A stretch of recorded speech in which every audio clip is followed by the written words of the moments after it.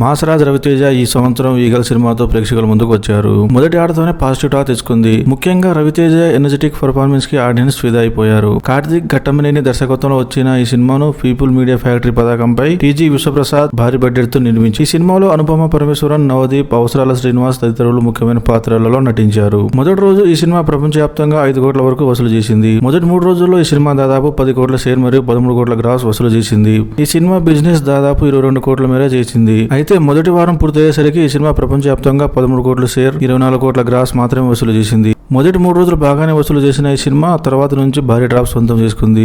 సినిమాకి హిటాక్ వచ్చినా కూడా కలెక్షన్స్ రాబట్టలేకపోయింది. దీంతో 2 తెలుగు రాష్ట్రాల్లో జనాలేక చాలా చోట్ల షోలు క్యాన్సిల్ చేసిన పరిస్థితి అయితే వచ్చింది. దర్శకుడు కార్తిక్ ఘట్టమనేని ఈ సినిమా చివరిలో ఈ సినిమా కొనసాగింపుగా ఈగల్ 2 సినిమా కూడా వస్తుందని చెప్పారు. కానీ ఇప్పుడు ఈగల్ పరిస్థితి చూసుకుంటే రెండవ భాగం రావడం అనుమానంగా ఉంది. ఎందుకంటే ఈగల్ మూవీ మొదటి రోజు పాజిటివ్ టాక్ వచ్చింది. దీంతో కలెక్షన్స్ భారీగా వస్తాయని సినిమా యూనిట్ అంచనా వేశారు. కానీ సీన్ రివర్స్ అయింది. రెండో భాగం సినిమా తీయాలంటే మొదటి భాగం సూపర్ హిట్ అయి ఉండాలి, లేదా కనీసం హిట్ అయి బ్రేక్ ఈవెన్ అయి ఉండాలి. అలా అయితేనే ప్రేక్షకుల్లో ఆసక్తి కలుగుతుంది. నిజానికి ఈగల్ సినిమా మరీ ఫ్లాప్ సినిమా అయితే కాదు, కానీ జనాలకి అర్థం అయ్యే విధంగా చెప్పడంలో దర్శకుడు తడబడ్డాడనిపిస్తుంది. ముఖ్యంగా ఈ సినిమా ఫస్ట్ హాఫ్ లో కన్ఫ్యూజన్ లేకుండా స్టోరీ చెప్తే సినిమా ఫలితం మరోలా. సెకండ్ హాఫ్ చాలా బాగుంది. మొత్తం మీద ఈ సినిమా సివికల్ తీయడం కంటే ఆ ఆలోచన విరమించుకుంటే బాగుంటుందని సోషల్ మీడియాలో రవితేజ అభిమానులు పోస్టులు పెడుతున్నారు.